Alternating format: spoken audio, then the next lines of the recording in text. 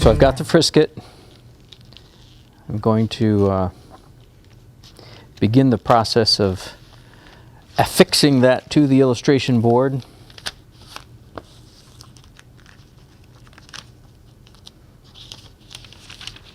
And getting it on here without a lot of bubbles is a little bit of a trick. We'll see how we can do.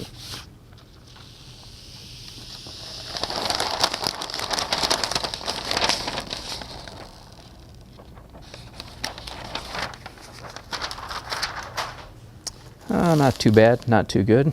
It'll do, we'll get it there. I did grab my brayer this time. That's this rolling pin. It will help me get some of the bubbles out. So let me make sure I get all these bubbles out and then be right back with you. Okay, so I've got Frisket, no bubbles, nicely laid down on top of this illustration. Now I'm going to cut out the Frisket. We talked about that earlier. A big part of the skill is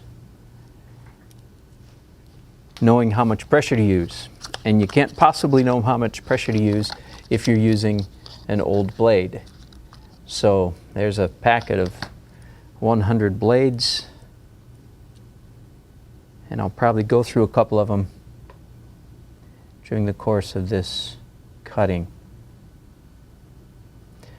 On the big shapes, I'm using a regular X-Acto knife. When the time comes to do the small shapes, I'll switch over to my swivel-headed knife. Let me just say one more thing before you don't need to watch me do this whole thing. A couple of things. You remember I prefer the matte finish Frisket as opposed to the glossy. Low tack. And while you're doing all of this cutting, remember that not everything that we cut, let me say this, we don't have to cut out every single little shape, because there will be many areas in here.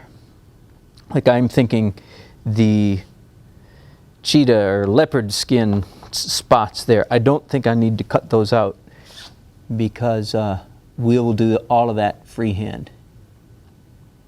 The feather in his hat, likewise, that will be painted largely freehand, so it's not important that I follow each line right exactly.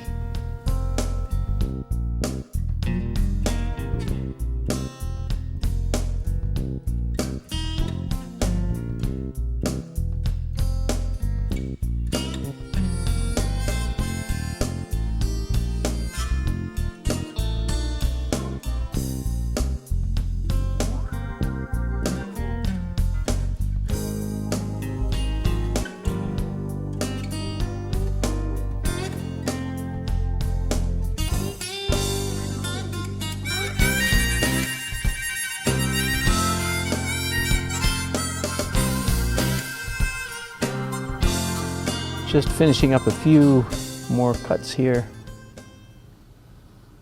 I believe I'm just going to have the illustration fade out at the bottom, so there's not going to be a hard cutoff line down here. Okay, I believe it's all cut out. Time to commence with airbrushing. This is the fun part.